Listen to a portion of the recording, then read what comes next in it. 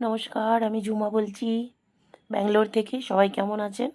আশা করছি আপনারা সবাই খুব খুব ভালো আছেন। আবারও শরীরটা একটু খারাপ, যার জন্য গলাটা একটু ধরে গেছে। তো যেটা বলছিলাম, আজ সোমবার, কার্তিক মাসের সোমবার। সোমবার এখনই সকাল 8:20 এরম হবে, 8:30 এখনও বাজিনি, 8:15 কি 20 হবে। এখন থেকে ব্লগটা স্টার্ট করছি, আশা করছি ভালো লাগবে। তো বাবু যাবে স্কুলে। আমি আজকে রুটি করছিলাম, রুটিটা পুরোপুরি এখনও হয়নি, সেই জন্য হাতটা এখনও আটা মাখা হয়ে আছে, মানে এখনও রুটি করতে বাকি আছে, এই জন্য হাতটা ধুইনি। তো আগে ওকে খেতে দিয়ে দিচ্ছি আর টিফিন লাঞ্চ বক্সটা দিয়ে দিচ্ছি। আজকে অন্য কিছু করিনি, একটু প্লেন আলু ছেঁচকি করেছি, কারণ আজকে পুরোটা আজকে সারাদিন নিরামিষ রাখবো, কারণ আজকে মন্দিরে দীপদান করতে যাব। একটু আলু ছেঁচকি রুটি করেছিলাম সকালবেলা, আর একটু ফল হিসাবে ওকে একটু বেদানা দিয়ে দিয়েছিলাম। তো খেয়ে চলে গেছে স্কুলে বাবু। এবার সকালবেলা স্নান পুজো সব করে নিয়েছি, নিয়ে এবার রান্নাঘরের দিকে যাব রান্না করতে। ওর বাবা সকালবেলা কিছু বাজার দিয়ে গেছে, মানে ছেলেকে স্কুলে দিয়ে কিছু বাজার করে নিয়েছে। ওর বাবা খেয়ে কাজে যায়, আবার দুপুরবেলা আবার খেতে আসে। তো কালকে রবিবার তো দেখালাম, কিছুটা কিচেন ক্লিনিং হচ্ছে, এখনও কিছুটা পরিষ্কারই, ডাব্বা মাজা টাজা হচ্ছে। কালকে যতটা পেরেছি কিছুটা গুছিয়ে নিয়েছি, আজকে এখনও কিছুটা আছে গুছিয়ে নেব। তো আজকে যেহেতু মন্দিরে যাব সন্ধ্যাবেলা দীপদান করতে, তো সেই জন্য আজকে একটু নিরামিষ করব। সকালেও সেদিন হালকার উপর রান্না করেছি। আর ওর বাবা একবার ছোলার ডাল আনতে গিয়ে অনেকদিন আগে অরহর ডাল এনে ফেলেছিল, তো সেটা করব করব করে করা আর হয়ে ওঠেনি। আজ একটু তাড়াতাড়ি করবো, সেদিন দুটো কড়া বসিয়ে দিয়েছি। একদিকে ভাত বসিয়ে দিয়েছিলাম, আর একদিকে অরহর ডালটা বসিয়েছিলাম, সিদ্ধ হয়ে গেছে। এদিকে কড়া একটু তেল দিয়ে, এদিকে আলু বেগুন মূলো আর একদম একটুখানি ওল ছিল, ওলটা নষ্ট হচ্ছিলো, দিয়ে দিয়েছি। তো প্রথমে 5 ফোড়ন আর শুকনো লঙ্কাটা দেওয়ার আগে সবজিটা দিয়ে ফেলেছিলাম বলে, সেই জন্য আবার একটু ফাঁকা করে সবজিগুলো সরিয়ে একটু শুকনো লঙ্কা 5 ফোড়নটা দিয়ে দিচ্ছি, দিয়ে সবজিগুলো ভাজতে দেবো এখানে। এদিকে আরও অন্য একটা কড়াতে একটু তেজপাতা জিরে শুকনো লঙ্কা ফোড়ন দিয়েছি, অরহর ডালটা বানাবো বলে। নিরামিষ বলতে পেঁয়াজটা ইউজ করব, পেঁয়াজ খাবো, বা রাত্রিকে মসুর ডালটাও হবে। আমি তো বারবারই বলি, কারণ আমাদের এখানে কিন্তু কর্ণাটকে মন্দিরে অনেক সময় পুজোর প্রসাদও দেখেছি পেঁয়াজ ভাত এগুলো চলে, সেই জন্য আমি এতটা পেঁয়াজটাকে দিই না। তো পেঁয়াজটা করি খালি যেদিন মন্দিরে যাই, মাছ মাংস ডিম এগুলো খাই না আর কি। তো ওদিকে যখন আদা জিরে তেজপাতাটা দিয়ে দিয়েছি, আদা না সরি জিরে তেজপাতা শুকনো লঙ্কাটা ফোড়নটা বেশ একটু হয়ে উঠেছে, তখন পেঁয়াজটা বেশ অনেকটা পরিমাণে পেঁয়াজ দিয়েছি, কারণ অরহর ডালটা অনেকটা পরিমাণে ছিল। মুসুর ডালটা যেমন আমরা পাতলা করি ঠিক ততটা হবে না, অরহর ডালটা একটু ঘন করে করব, একটু চেষ্টা করব বিহারি স্টাইলে করবার। আর এদিকে যেহেতু 5 ফোড়নটা ভুলে গেছিলাম, সেই জন্য দিয়ে কিছুক্ষণ অপেক্ষা করে সব সবজিগুলো দিয়ে বেশ কিছুক্ষণ একটু হলুদ দিয়ে ভেজে নিয়েছি। তারপর এবার বারে বারে পালং শাকগুলো দিয়ে দিচ্ছি, কারণ পালং শাকটা এখানে প্রায় 2.5 ঝাঁঝরি আছে। এই কড়াটা ছোট একবারে হবে না, তো একবার দেবো, ঢাকা চাপা দেবো, একটু কমে গেলে আবার একবার করে দেবো, এইভাবেই এটা বানিয়ে নেব। এদিকে দেখুন পেঁয়াজটা যখন একটু ভাজা ভাজা হয়ে গেছে, এবার এদিকে একটু আদা রসুন কাঁচা লঙ্কা বাটা দেবো।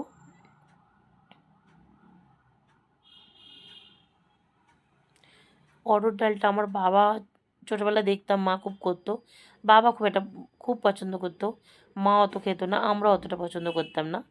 আর আমার দাদু মানে আমার ঠাকুরদার কথা বলছি, বাবার বাবা, সে আবার আমার মাকে নাকি শিখিয়ে গিয়েছিল যে অরহর ডাল যখনই করবে তাতে একটু ঘি দেবে, অরহর ডাল বানালে নাকি ঘি দিয়েই বানাতে হয়, এবং অরহর ডাল খেলে তার সঙ্গে নাকি একটু গাওয়া ঘি খেতে হয়, এটা আমার দাদু বলে গিয়েছিল।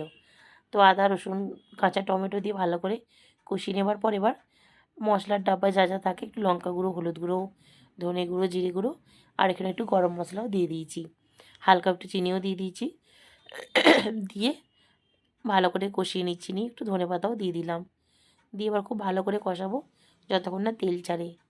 এবার এদিকে পালং শাকটা দিয়ে একবার যখন বেশ নরম হয়ে এসছে, মানে একটু কড়াটা ধরবে এরকম জায়গাটা হয়েছে, আবার আরও 1 ঝাঁঝরি পালং শাক দিচ্ছি। আপনারা তো জানেনই আমাদের বাড়িতে অনেকটা লোকের রান্না হয়, আমাদের প্রত্যেক দিনই 12-13টা লোকের রান্না হয়, সেই হিসাবে আমাদের সবজিটা একটু বেশি করতে হয়। যে একটু দিয়ে দিয়েছি, দিয়ে আবার থালা চাপা দিয়ে দিচ্ছি একটা, একটু শাকটা কমে এলে আবার একটু দেবো। আর শাকটা যেহেতু বালতিতে ভিজত দিয়েছি, মানে ধুলো মাটিগুলো যা বালতির নিচে পড়বে বলে, তো এইটাই লাস্ট যতটা ছিল, আরও হাফ ঝাঁঝরি, টোটাল 2.5 ঝাঁঝরি মতো শাক হয়েছে। এখন এখানে ব্যাঙ্গালোরে প্রচুর শাকের দাম। এক আঁটি পালং শাক এখন 40 টাকা করে আঁটি। আজকে ওর বাবা 3 আঁটি শাক এনেছে, মানে 120 টাকা শুধু শাক লেগে গেছে। তো মশলাটা দেখুন যখন কষানো হয়ে গেছে তখন সিদ্ধ করে রাখা অরহর ডালটা দিচ্ছি। অরহর ডালটা আর একটু কম সিদ্ধ হলে ভালো হতো, তো প্রেশার কুকারে সিটি দিলে কখনো কখনো একটু ঠিকঠাক থাকে, আবার কখনো সিটিটা বেশি হয়ে গেলে হয়ে যায়। তো কিছু করার নেই। ডালটা কিন্তু অসম্ভব সুন্দর খেতে হয়েছিল বন্ধুরা। আর আমি একটু ঘন রেখেছিলাম, যেটা ভাত বা রুটি দুটোর সাথেই খুব ভালো গেছে। মানে রাত্রের দিকেও থেকে গিয়েছিলো, রাত্রের দিকেও খেয়েছিলাম, খুব ভালো হয়েছিল। তো ডালটা দিয়ে দেওয়ার পর এখানে একটু কসুরি মেথি দিয়ে দিলাম আমি।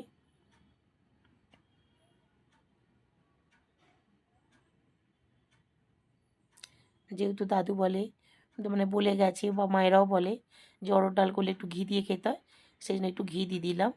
আমার হাতটা এখন জোর আছে, তো আরও আমি 1-2 চামচ ঘি দিয়ে দিয়েছি, কারণ এক কড়া ডালে ওইটুকু ঘি দিলে হয় না। আর এদিকে পালং শাকটা ওই কড়াটা নাড়তে অসুবিধা হচ্ছিলো, ডাল নাবি আমি বড় কড়াটায় করে দিয়েছিলাম। আর তরকারি হতে হতে সব বাসনপত্র মেজে নিয়েছিলাম। ভাত যখন খেয়েছি তখন আর ভিডিও করিনি, এটা কিন্তু বিকেলের দিকে আবার ভিডিও করছি। যেহেতু মন্দিরে যাব, মন্দিরে গিয়ে প্রচণ্ড ভিড় হবে, তো সেই জন্য ভাবছি এসে একটু মুগ কড়াইয়ের তরকা করব আমাদের আমাদের রুটি দিয়ে খাওয়ার জন্য। তো একটু মুগ কড়াইয়ের তরকার জন্য মুগ কড়াইটা সকালবেলায় ভিজিয়ে রেখেছিলাম। এবার মুগ কড়াইটা একটু নুন দিয়ে সিদ্ধ করতে বসিয়ে দিলাম।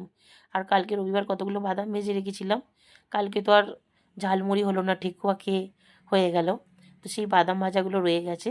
তো বিকেলের দিকে যেদিন একটু খিদে খিদে পায় সেদিন একটু এরকম রচা নয়তো গ্রিন টি বানিয়ে নিই, আর তার সঙ্গে একটু বাদাম ভাজা বা হালকা এক বাটি ছোটো একটু মুড়িও খেয়ে নিই যেদিন সন্ধ্যের দিকটা একটু খিদে খিদে পায়। তো গ্রিন টিটা একটু জলটা আদা দিয়ে ফুটিয়ে অনেকক্ষণ বেশ কিছুক্ষণ ফুটিয়ে নিই। একটু গ্রিন টিটা দেওয়ার পরেই সঙ্গে সঙ্গে কিন্তু আমি গ্যাসটা অফ করে দিই, ঢাকা চাপা দিয়ে কিছুক্ষণ রাখি, চাটা বেরিয়ে আসার পর তারপর ছেঁকে নিই, যেমন চা খাই সেইভাবে খেয়ে নিই।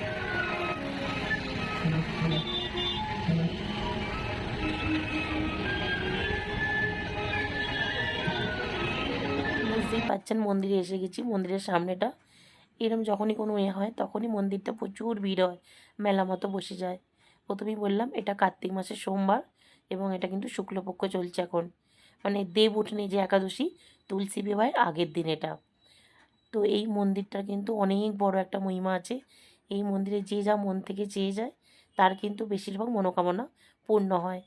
আর কার হয়েছে জানি না, আমাকে একজন কেউ বলেছিল, আমি আজ থেকে 16-17 বছর আগে ঠিক এইভাবেই দীপদান করে কিছু চেয়ে গিয়েছিলাম ভোলা বাবাকে। তো আমি সেটা পেয়েছি ভোলা বাবার থেকে, ভোলা বাবার আশীর্বাদের হাত আমার মাথার উপর পড়েছিল। তো আমি সেই দিন মনে মনে করে গিয়েছিলাম যে আমি যখনই পারবো বা যখন ব্যাঙ্গালোরে থাকবো আমি চেষ্টা করবো এই কার্তিক মাসে যে কোনো একটা সোমবার এসে এইভাবে আমিও দীপদান করে যাব। এইটা আমার বাড়ি থেকে অনেকটা দূরে, বাড়ির কাছেও মন্দির আছে, সেখানেও দেয়া যেতে পারে। যেহেতু আমি এই মন্দিরে এসে মানত করেছিলাম এবং কিছু আমার মানত পূর্ণ হয়েছিল, তো আমি এই মন্দিরটাতেই সেই জন্য আসি। তো এখানে দীপদান করতে গেলে এইভাবে একটা এরকম পাতা নিতে হবে, মানে কাগজের যে পাতা, সেটা কোনো গাছের পাতা থেকেই তৈরি। ঠিক কী পাতা, শাল পাতা তবে নয় এটা। তাতে আমি স্বর্ণমাসুরি আতপ চাল দিয়ে দিয়েছি, একটু পান সুপুরি, 1 টাকার কয়েন, আর এটা আছে হলুদ আর কুমকুমা একটা। এই যে এটা চৌকোটা, ওটা হচ্ছে গুড়। এই গুড়টা কেন কিন্তু কেউ খায় না, এই গুড়ের ওপর প্রদীপ বসিয়ে ভগবানকে পুজো দিতে হয়। এখানে বলা হয় এটাকে, কানাডায় কী বলা হয়, আচ্ছেদা এরম কিছু একটা বলে, মানে আমরা যে জ্বালানো বলি না সেই রকম হিসাবে। তো 2টো কলা নিয়েছি আমি এখানে। এখানে ধূপ লাগবে, ফুল লাগবে, খুব সামান্য, এমন কিছু নয় যে আপনি দিতে পারবেন না, দিয়ে দেওয়া যাবে, খুব হাইফাই কিছু নয়। দাঁড়ান প্রদীপটা ওই গুড়ের ওপর তুলে দিই, এরকম গুড়ের ওপরই তুলে দিতে হয়। একটু ফুলের মালাটা দিয়ে এইভাবে সাজিয়ে দিলাম, দিয়ে এবার একটু ধূপ প্রদীপটা জ্বেলে দেবো। এইভাবেই প্রত্যেক কার্তিক মাসে যে কোনো একটা সোমবার আমি এখানেই মন্দিরে আসি। তবে একটা মজার ব্যাপার, আমাদের বাঙালি ক্যালেন্ডারের সঙ্গে আর কর্ণাটক ক্যালেন্ডারের কিন্তু 15 দিনের ডিফারেন্স থাকে। মানে আমাদের যখন কার্তিক মাসের মাঝামাঝি হয়ে যায় তখন এখানে কার্তিক মাস শুরু হয়ে যায়, আবার আমাদের যখন কার্তিক মাস শেষ তখন এখানে কার্তিক মাসের মাঝামাঝি ক্যালেন্ডার হিসাবে। যেমন আমাদের এই শনিবার কার্তিক মাস শেষ হয়ে যাবে, কিন্তু এখানে এখনও চলবে। ইচ্ছা আছে সামনের সোমবারটা আমার বাড়ির সামনে যে ভোলা বাবার মন্দির আছে একদম বাড়ির সামনেই, 2-3টে বাড়ি পরেই, সেখানে একবার যাব, যেহেতু যে সেটা বাড়ির সামনে। তো তো এইভাবে ধূপটা ঘুরিয়ে ভগবানকে মনে মনে জানিয়ে এই ধূপটাই কলাতে গেঁথে দেব। এখানে কিন্তু দুজন মহিলা থাকে, এখানে এরা জেলের, আপনি জাস্ট 5 মিনিট ঘুরবেন না, ওরা এসে কিন্তু প্রদীপ নিভিয়ে ধূপ পেলে ওরা এই চাল কলাগুলো নিয়ে নেয়। আর এগুলো না সরালে এমন হয় সন্ধ্যে থেকে শয়ে শয়ে বললে ভুল হবে, মানে হাজার হাজার লোক পুজো দিতে আসেন। আমি আমার স্বামীকে বলছিলাম তোমার হাতটাও একবার এই প্লেটে রাখো, কারণ এখানে পরিবার থেকে যতগুলো লোক থাকে যখন পুজো দিতে যায় সেই সময় পরিবারের যতগুলো উপস্থিত থাকে সদস্য সবাইকে এইভাবে সেই প্লেটে হাত দিতে হয়, এইভাবে সমর্পণ করতে হয়। তো আমিও সেইভাবেই চেষ্টা করলাম, সবাই যেভাবে করে। এবার আমি আমার মনোকামনা ভগবানকে জানিয়ে, আমার সুখ দুঃখের কথা জানিয়ে, তো এবার ভগবানের কাছে প্রদীপদানে দীপদানটা করে দেবো। দেখুন কত প্রদীপ জ্বেলে গেছে, কত প্লেট জ্বেলেছে, এগুলো কিছুই না, যেখানে মানে এতক্ষণ জ্বালা হয়ে গেছে বা বেলা হয়ে গেছে সেগুলো দেখাবো। এটা মন্দিরের সামনে জ্বালা হচ্ছে, আগে এখানে জ্বালা হতো না। আগে যে মন্দির মানে ভগবান যেখানে আছে তার মাথার উপরে ছাদেতে জ্বালা হতো। আর এই ভগবানটা শিবলিঙ্গটা কেউ স্থাপন করেনি, এই শিবলিঙ্গটা আপনা উদ্ভব হয়েছিল। আর এই মন্দিরের আরেকটি মহিমা, এই মন্দিরটা গুহার ভিতরে আছে, মানে ঠাকুরটা শিবলিঙ্গটা, সেই শিবলিঙ্গে সারা বছর কখনো সূর্যের আলো কিন্তু প্রবেশ করে না। বছরে একটি দিন শুধুমাত্র সূর্যের আলো প্রবেশ করে, সেটা হচ্ছে পৌষ সংক্রান্তির দিন। আর সেই দিন কিন্তু শুধুমাত্র যারা মিডিয়া থেকে লোক আসে, মিডিয়ার লোকেরাই একমাত্র ক্যামেরা করতে পারে, এবং সেখানে মিডিয়াওয়ালাদেরই মানে ক্যামেরা নিয়ে যাওয়ার অনুমতি আছে। আদার্স কোনো বাইরের লোকে ক্যামেরা আপনি অ্যালাউ করতে পারবেন না, নিয়ে যেতে পারবেন না।